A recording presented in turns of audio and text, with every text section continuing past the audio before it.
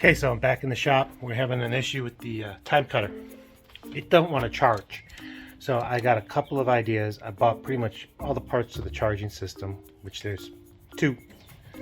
One is this little regulator right here, which I'm going to start by swapping that out and see what happens. And if not, I'm going to have to take the flywheel off and actually change the alternator. Let's go dig into this and see what we got to do.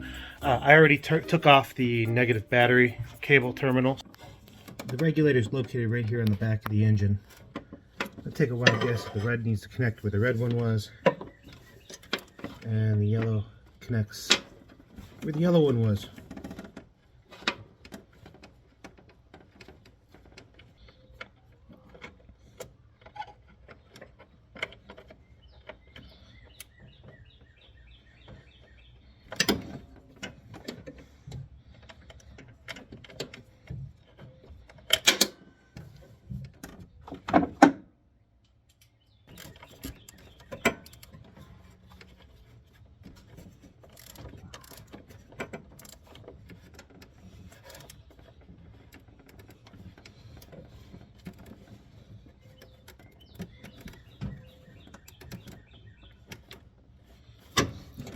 Alright,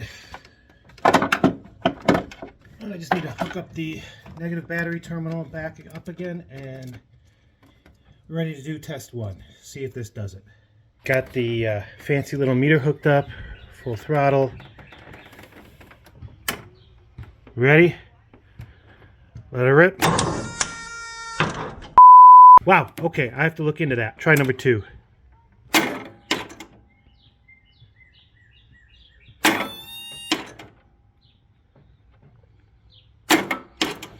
Okay, looks like I might need a little help. Got the jumper box all hooked up. This is actually how I've been starting it for the last few weeks.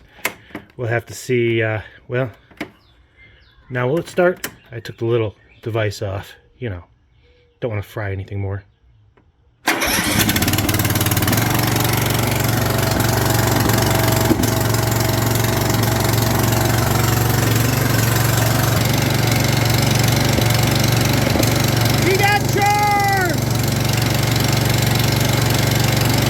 Okay, while I got that thing roaring behind me, I'm actually going to take the voltage meter out and really check it to see just how many volts we got. Alright, so as you can see in charging, we got about 14 volts, pretty much what I need. And it's actually reading 13.6 coming out of the battery right now. So, battery's fine too. That diehard battery has really impressed me. So, when I first got that thing, it came with Big Red. You know, I got a free mower. I wasn't expecting anything out of it. That thing has held up like you wouldn't believe. And I've had that mower for like 2 or 3 years now. And that battery's still going strong. So I don't know what to tell you. It's crazy. So that diehard batteries really do last. Anyways. So now that voltage regulator is fixed, I got to figure out what I'm going to do about this. This is the actual alternator. If I don't have to pull off the wheel and replace the alternator, I don't want to do it. And I think it was like a $25 part, so I gotta decide, am I gonna go ahead and put it in the Amazon return, send it back, or if they charge me something for it, maybe I'll just hang on to it and take care of it as a winter project or something like that. But yeah, that regulator is what did it, and that's, I would imagine that would be more than likely the major problem. So if you're trying to diagnose this by throwing parts at it, because that's the right way to do it, right? I would actually just start with the regulator, go over to the alternator. You got, if you got the 2 days and then another 2 days to make it happen, make it happen. In case you're wondering what this weird thing behind me is, this is a windmill. It used to be some kind of lawn ornament. This is kind of screwed up. I'm going to take this off. I'm going to be using this as a trellis for my garden. I got some cucumbers or cantaloupe, or I don't remember what it is, but some kind of viney plant. I planted it and my wife killed most of them, but that one survived. So I'm going to be using that as a trellis so it has something to grow up.